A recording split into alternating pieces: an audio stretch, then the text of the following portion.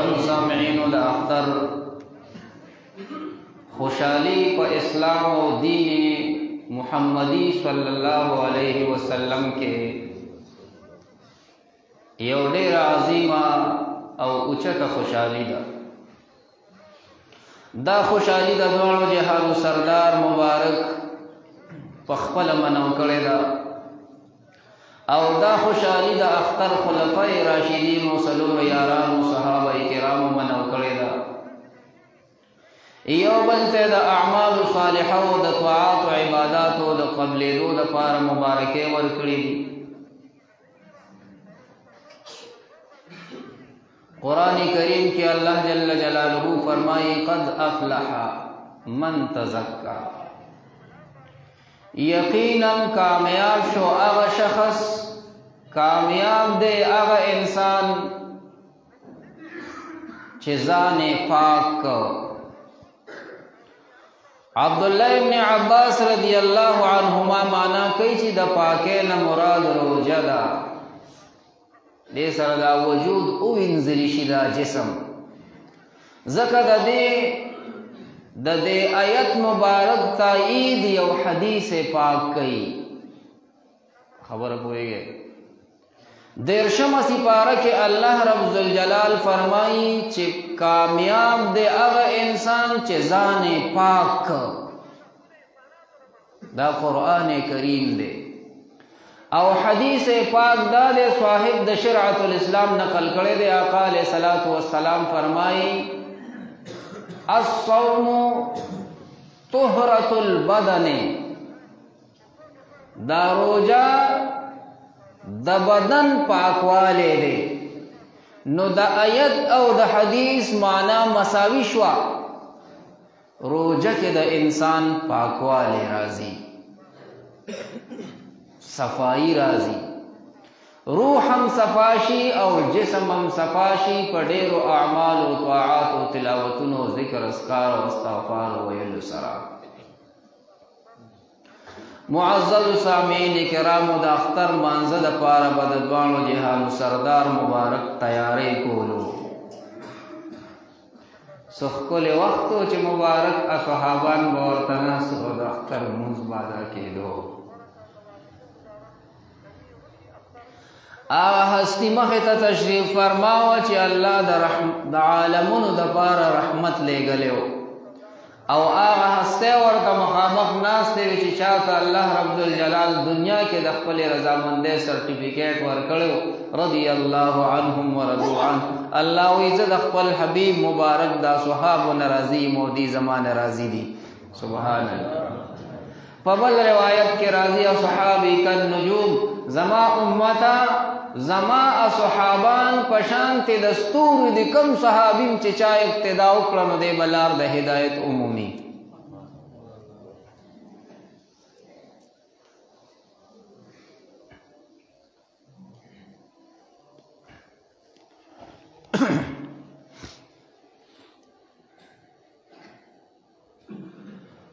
حدیث پاک راضی محمد رسول اللہ صلی اللہ علیہ وآلہ وسلم فرمائے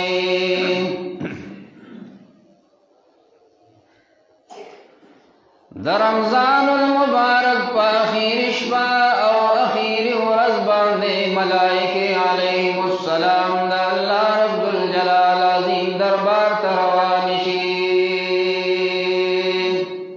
سبحان اللہ.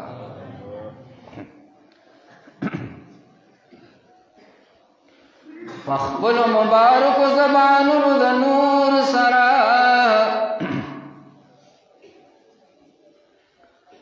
دا کلمات مبارک وائی الرحیل الرحیل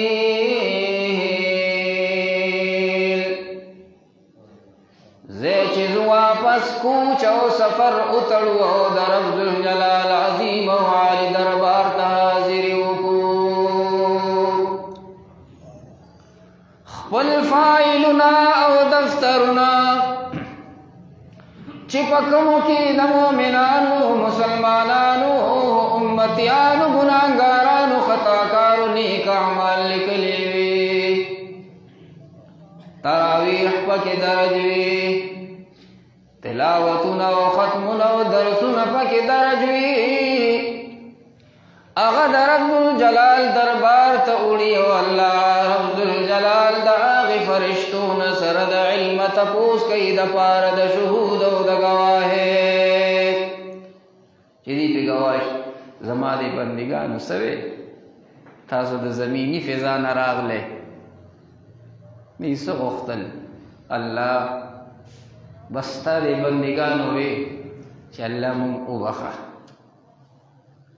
الله زمونږ نه راضي شه دې بندګانو دې دا وې دې ټوله میاشت کې تاسو دا صرف لیکلي دي وایي نه الله نور هم ډېر څه غوښتي دي خو چې کله به دعا ختموله نو دا به وي چې الله زمونږ نه رضا شي او مونږ وبخي ډېر مضبوط کلمات دي ډېر مضبوط کلمات چې الله د چا نه راضي شي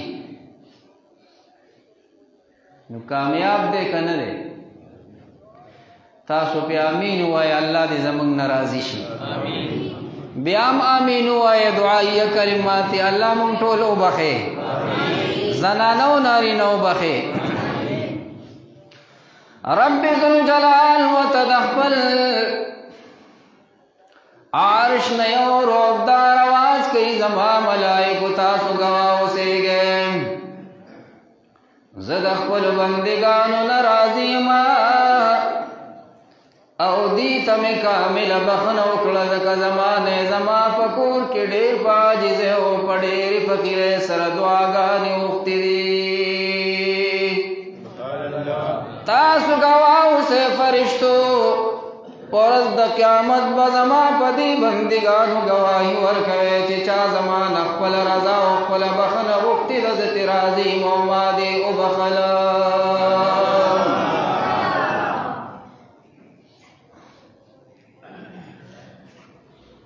محدثین امامان لیکي که دا بخښنه د ژوندو دپاره یو که دا د مړو دپاره یې الله یې قبلوي چې ته روژه په خولې سوال کې الله زما پلار وبخې مور مې وبخې تره مې وبخې اولاد او بچی مې وبخې زبردست ماهرین دي د شریعت محمدي علیه السلام ډېر کورونه به داسې چې هغې ته به د مور او د پلار کټونه خالي پراته وي چاته به د دوست ځای خالي او چاته به د اولاد او د بچو ځایونه خالي نو په دې پاکو شپو او ورځو کې ورته ډېرې ډېرې دعاګانې کړي چې الله دې وبخښي نو الله هغې هم بخښلي دي او د هغې نه هم الله راضي شوی دی ښه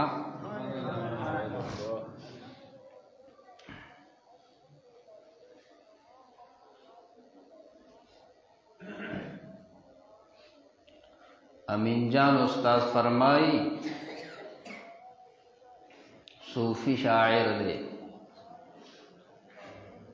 دا څومره دعاګانې دی مړو ته دی اهل قبورو ته دی مردګانې اسلام ته وشوې ژوندو ته هم وشوې زنانو ته هم وشوې نارینو ته هم وشوې ښکلې ځوانان ډک د ارمان په مغبرو پراته دي چې د راتلو امکان یې نشته په تیرو پراته دي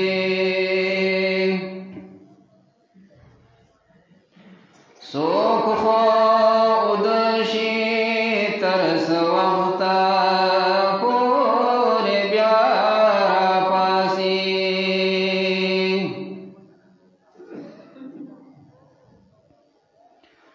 څوک خو اوده شي تر څه وخته پورې بیا راپاڅي داسې هم شته دي چې د عمر په نیټو پراته دي چې د راتلو امکان یې نشته په تیرو پراته دي چې به یې خوب کو درې خام بالښتو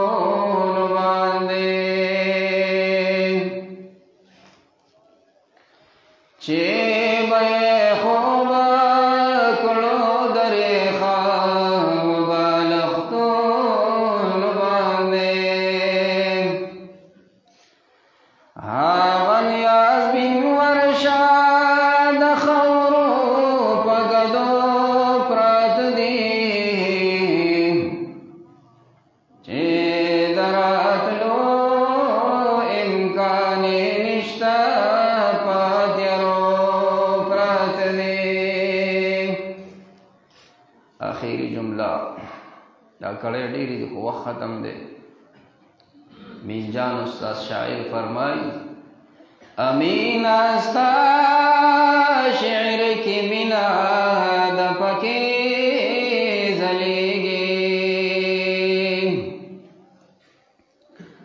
امین استا شعر کی بنا د پکې ځلېږي ډېر شاعران ورته د عمر په نشو پراته دي چې د راتلو امکان یې نشته په تیارو پراته دي. وآخر دعوانا ان الحمد لله رب العالمين. حدیث پاک معلومات ہو رسول اللہ صلی اللہ علیہ وسلم فرمائی زیارت القبور کفارت الذنوب. حضرت امام حسن بصری رحمت اللہ علیہ فرمائی دا جملے ډېرې مقصدی دي. 9 بجې ما تاسو ته ټیم درکړو د ټیم پابندي به کوو. خدا مسئله یاد کړئ سنی مسلمانان همیشه دپاره د اختر په ایامو کې د خپلو والدینو د مور او پلار قبرونو زیارتونو له ځي. دا یو ښه عمل دی. تجهیز الجنائز یو کتاب دی په هغې کې امام حسن بصري رحمت الله علیه لیکلي دي چې د جمعې مبارکې په ورځ باندې د مور او پلار زیارت له تلل دا مسنون عمل دی.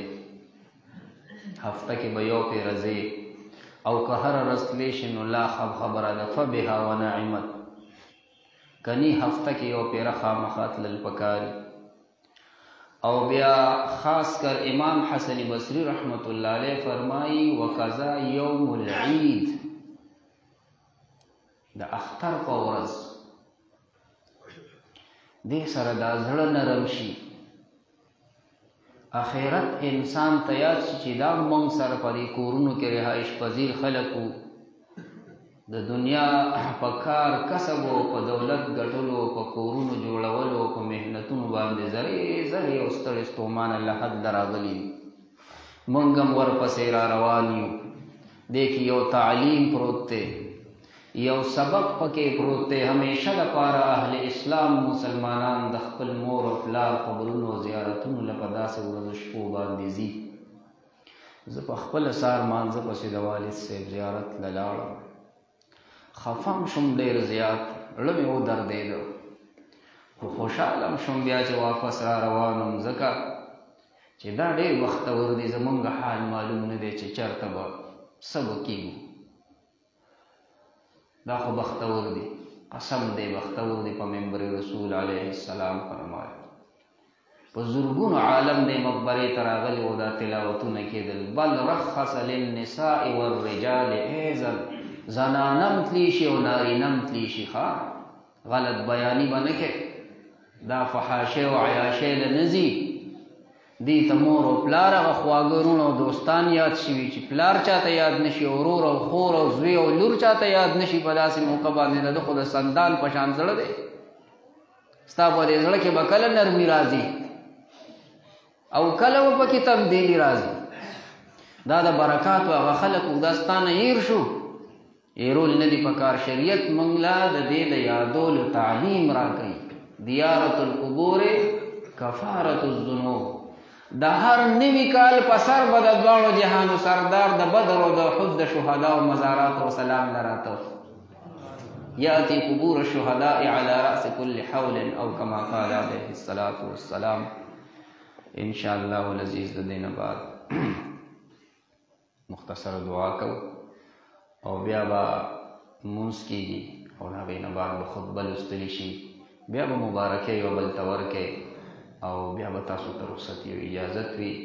دعا وکړئ ربنا تقبل منا انك انت السميع العليم وتب علينا انك انت التواب الرحيم رب اجعلني مقيم الصلاة ومن ذريتي ربنا وتقبل دعاء ربنا اغفر لي ولوالدي وللمؤمنين يوم يقوم الحساب برحمتك يا ارحم الراحمين. صفونه برابر